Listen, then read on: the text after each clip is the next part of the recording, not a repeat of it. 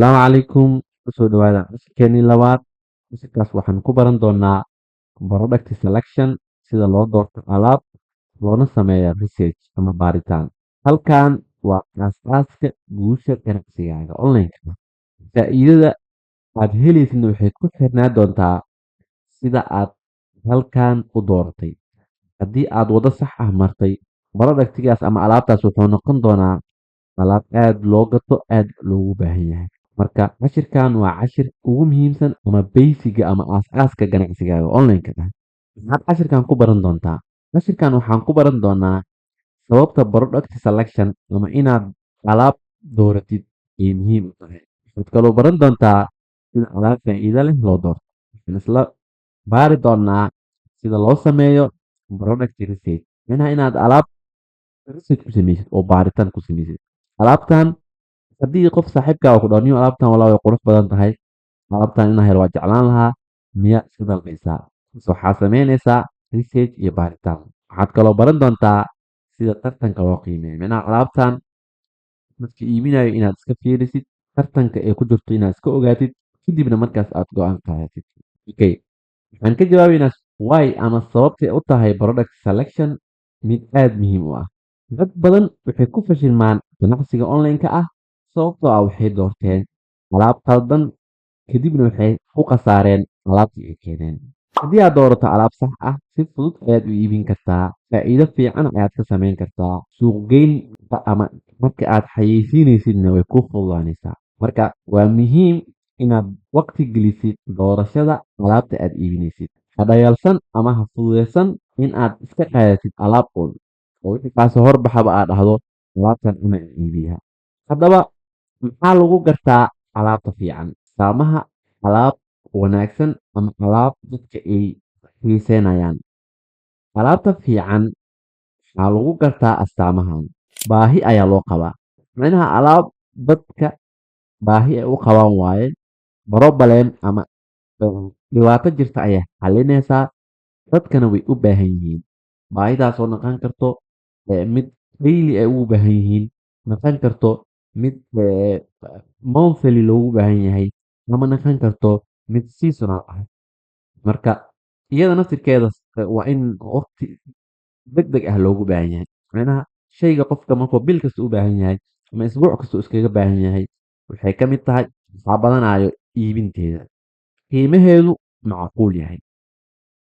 Astaabaha alaabta fiican oo labaad waxaa waaye alaabtu inuu qiimaheeda mid macquul ah uu yahay. Waxaa loola jeedaa alaab haddii ay aad qaali u tahay, way adag tahay inaad iibisid. Marka haddii hal senti ay tahayne, naftirkeeda waxaa ka faa'iidaysid ayaa ka doona. Alaab $1 $2 joogto ku iibin kartid $10 noocaas inaad dooratid. Waxay ka mid tahay astaamaha alaabaha fiican. Astaamaha alaabta fiican waxaa ka mid ah in alaabtaas si fudud loo qaadi karo. Iibin markii la sameynayo ama markii la soo rarayo. Shay aad u weyn laakiin qiimihiisa uu jaban yahay waxaa kugu badan doono lacagta cargo-ga.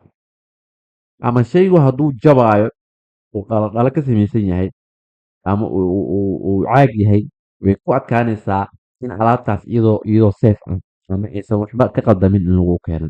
Marka alaabtu waa inay noqotaa shay fudud, yar, la qaadi karo. Sometimes diyaarad la soo saari karo ama markab haddii la soo saaro kartoon yar soo qaadi karo 100 ama ka badan. Astaamaha alaabta fiican waxaa ka mid ah alaabtaas inaysan si fudud u jabeynin. Shay sensitive ah oo jabayo way adag tahay in faa'iido badan ay ka samaysid. Waxaa laga yaabaa shaygii inuu si dhan ku halaabo markii la soo rarayay. Markaasna aad weyso qof aad u raacato. Marka astaamahan waa kuwa guud oo la dhihi karo alaabta fiican ayaa lagu gartaa. Okay. Marka aad bilow ku tahay ganacsiga online-ka ama e-commerce, ka fogow alaabahan soo socdo. Alaab aad u culus oo aad u weyn inaad iska ilaalisid aad ay muhiim kugu tahay. Alaab aad u jaban, alaab hal senti ama 0.05 joogto, profitkeeda ama faa'iidada ayaa yaraan doonta. Waayo alaabtaas $1 ka badan ma geli kartid. Hadda maanta xanjo macquul ma inaad $2 ama $3 gedid. Maya. Waa in qiimaha kun shilin 2,000 oo shilin wax noocaas aad iibisay marka waxaa yaraanayo faa'iidadeeda aad u qaali ah shay qaali ah iska ilaali waayo shaygaa markuu $100 adiga kasoo bixisay maxaa saaran kartaa dadkii lacag badan ma saaran kartid waayo shaygii dadka gadanana way yaraan doonaan lacagta aad saaranaysidna waa inaa yaraysaa waxaad kaloo iska ilaalisaa marka aad bilowga ku tahay ganacsiga online-ka alaab u baahan shati ama ruqsad tusaale waxyaabo la xiriiro caafimaadka ama waxyaabo maaragtay chemicals ah waxyaabahaas oo dhan shati ama maaragtay ruqsad u baahan waa inaad iska ilaaliso marka aad bilowga aad tahay waxaa kaloo iska ilaalisaa marka aad bilowga tahay alaab aad u tartan badan tusaale haddaad dhahdo maanta sokor ayaan keenayaa ama tiish ama waxyaabo maaragtay tartankooda oo badan yahay ama caafi waxyaabaha generaalka ah oo tartan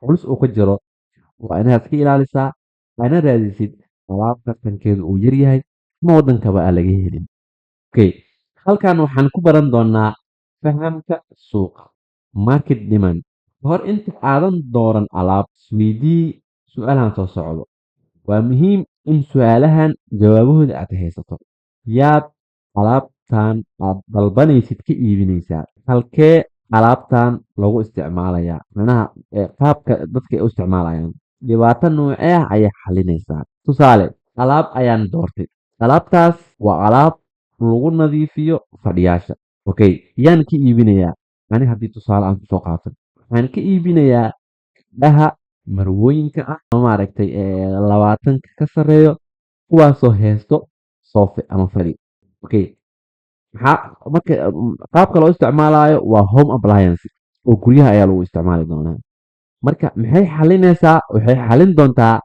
in qofka fadhig uu ka wasaqoobo martidana ay la yaabto ama dadka is dhahaan qofkan waa areebo marka shay haddii aan dalbayo tusaale waa inuu lahaado waa inaan ogahay qofka aan ka iibinayo meesha lagu isticmaalayo iyo dhibaato noocee ayuu xalinayaan waxaa la dhahaa marka aad alaab raadinaysid dhihin dadka ha weydiin in alaab aad jeclaan laheeday in aad haysid ila wadaag maya waxaa ka qurux badan inuu waxaad ila wadaagtaa problem ku haysto kaasoo aad jeclaan laheyd inaad xal u hesho marka hadduu ku dhaho qofka wallahi niyo funaanadeyda haddii wasaq iga gaarto niyo ma dhaqan karo ama tusaale niyo mobeelka maaragtay biyo hadduu iga daato waxa waaye samays ayuu galaa macnaha su-aalooyinkaas brobleemyadaas ayaa waxaad ka dhex raadinaysaa alaab badmi karto marka alaab markii ay xalinayso dhibaato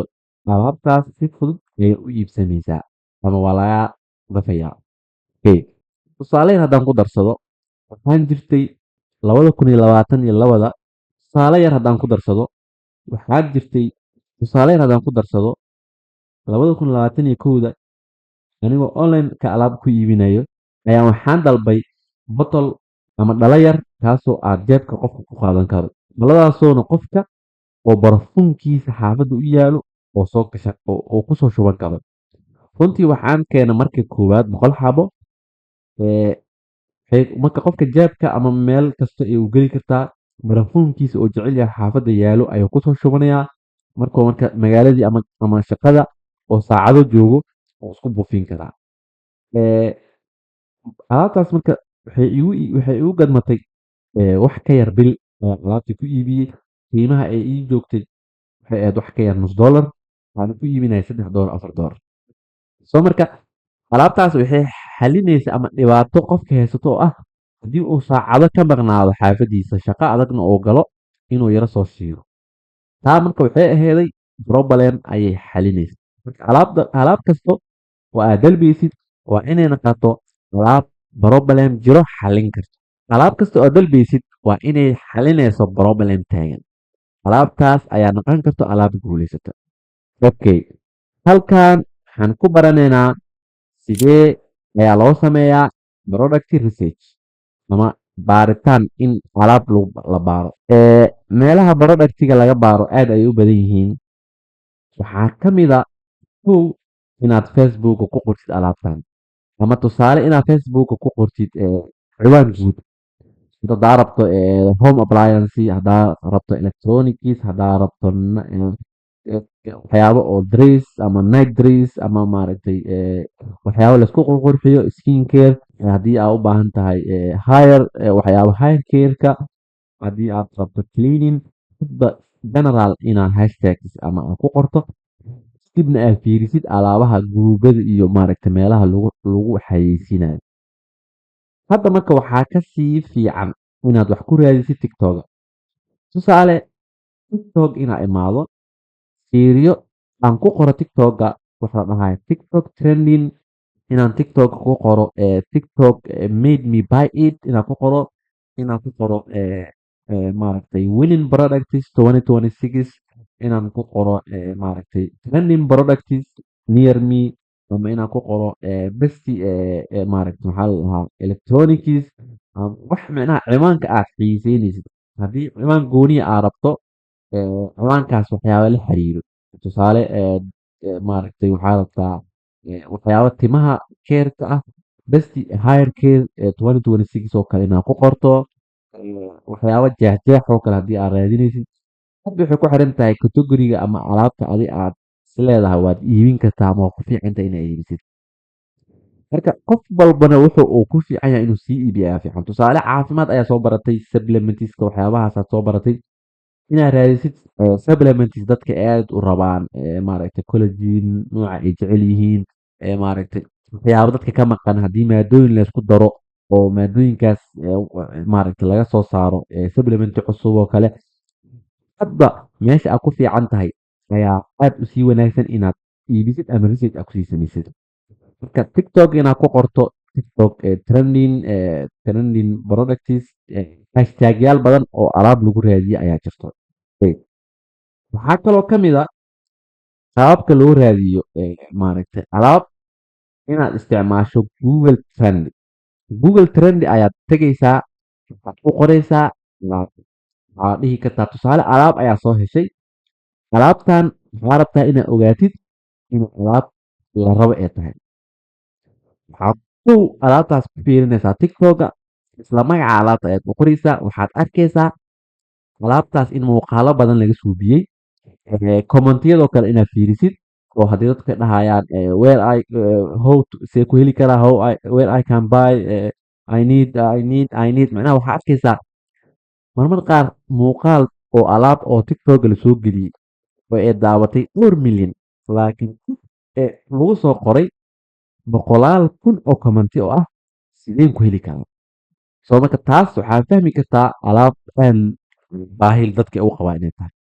isla alaabtaas inaad Google-ka gelisid magaceeda, kadibna aad tagto qaybta Google Trending, waxaad fiirinaysaa alaabtaas aad Google Trending-ga gelisay sanadkan hormay u socotaa, trendigeeda goormoo soo bilowday, dadka inay xiiseeyaan waqtiyada ugu dambeeyey maa la marooyaa. Tusaale, alaabtan shantii sano lasoo dhaafay ayay trending ku jirtaa tusaale, hadda may dhammaanaysaa, mase alaabtan 2026 ama 2025 ayay soo bilowday inay trending noqoto. meelaha marka waxyaabahaas aad ka fiirin kartid waxaa ka mid ah Google Trending.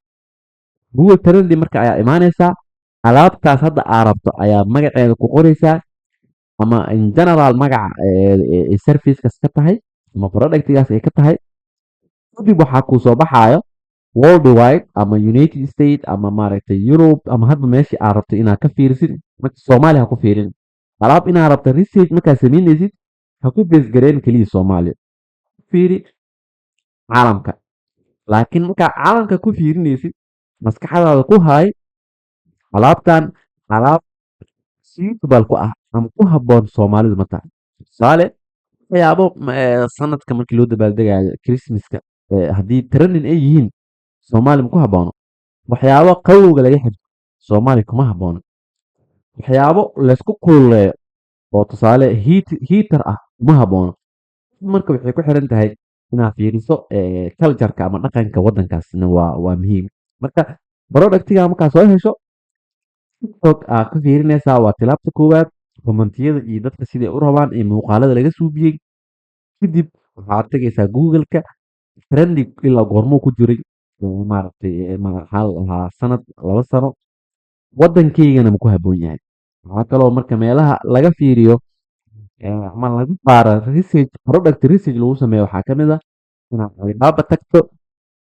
Alibaba markaa imaado haddii tusaale aan ku qoro Alibaba trending products maaragtay best products 2026 hashtags oo general ah oo kula wadaagi karo ama aad ku fahmi kartid alaabtan in alaabaha loogu iibsasho badan yahay inay tahay. Tusaale waxaa kaloo ku ogaan kartaa Alibaba inaa imaado supplier kamid ah supplierada ama manufacturerska ah ku dhufatid kadibna aad fiirisid manufacturer kasto oo categorygaas aad raadinaysid alaabta ugu best seller ah alaabta lagu iibsasho badan yahay. Marka mid kasta alaabta lagu iibsasho badan yahay markaa kasoo wada xusho alaabahaas aad TikTok ku baarto Google soo baartid kadib ayaa waxaa go-aan gaaraysaa 10 alaab 5 alaab 3 alaab aad soo baartay inaad iibisid. Alaabahaasna waxaad ku fiirinaysaa inay shuruudii kasoo baxeen inay alaab fudud tahay aanan jabeynin lasoo qaadi karo maaragtay qasab ay tahay in micnaha shati iyo waxyaabahaas aanan kaa baahnayn. Shuruudihii lagu fiirinayo alaabtana waad ku fiirinaysaa. Qaababka kale loo sameeyo product research waxaa ka mid ah local online shops.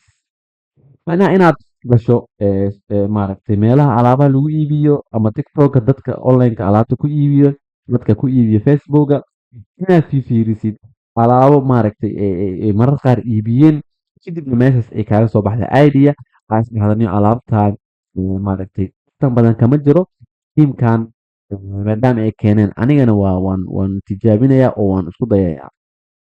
Marka qeybahaas ayaa lagu fiirin karaa product research. Product research inaad baaritaan ku sameysid alaabta waa muhiim aad ayayna maaragtay maxaa la dhahaa kaaga caawinaysaa in ganacsigaas uu guuleysto.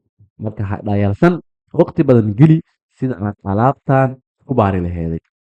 Ku fiirso waxa dadku ay iibinayaan ma ahin waxa aad jeceshahay. Micnaha tusaale alaabta aad jeceshahay oo aad leedahay gabadhaata tusaale waxaa iska rabtay waxyaabo oo indhaha iyo maaragtay indha kuul iyo maaragtay roseto ama waxyaabo oo adiga kusoo jiidanayo kale haddii aad dhahdo alaabta inay iibiyaan jeclaan lahaa anigana dhowr xabaa ka qaadanaa saaxiibaday waa siinayaa waa ku khasaari doontaa. Marka ha dalban alaab aad jeceshahay dalbo alaab dadka ay rabaan problem xalinayso adduunkana ay ku daadsan yihiin ama maaragtay trending ku jirto. Hadda waxaad fahantay sida alaab loo doorto.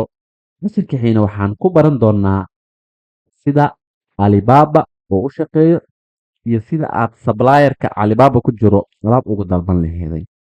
Marka labadii muuqaal ugu horeysay waxay ahaayeen kuwo aan u diyaarinaynay qofka sida uu u fahmi lahaa e-commerce-ga u dooran lahaa alaabta saxda ah. Marka haddana waxaad haysataa cilmi guud oo ku saabsan ganacsiga online-ka waxa uu yahay sida alaabta saxda ah loo doorto shuruudaha alaabta saxda lagu yaqaano iyo product research-ga loo sameeyo. La soco cashirka soo socdo oo ah mid aan isla wadaagi doono practical toos ah.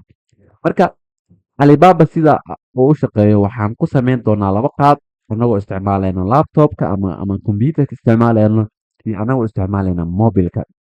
Marka haddii aad tahay qof mobil kaliya haysto koorsadan kuguma qasbayso inaad computer haysatid. Mobilkaaga adigoo haysto ayaad dhammaysan kartaa koorsada e-commerce-ga ah. Wax walbona mobilkaaga ku tijaabin kartaa. Wax walbana mobilkaaga ayaad ku dalban kartaa ku xayeysiin kartaa. Marka koorsadan kaliya ma focus garan doono ama shuruuda ma ku dari doono qofka inuu haysto computer ama inuu xirfadda maaragtay computerka si loo isticmaalo u yaqaano. Adigoo mobilkaaga haysto ayaad online-ka ka shaqaysan kartaa. Annagana maaragtay kugu caawin doona sida u shaqaysan laheeday.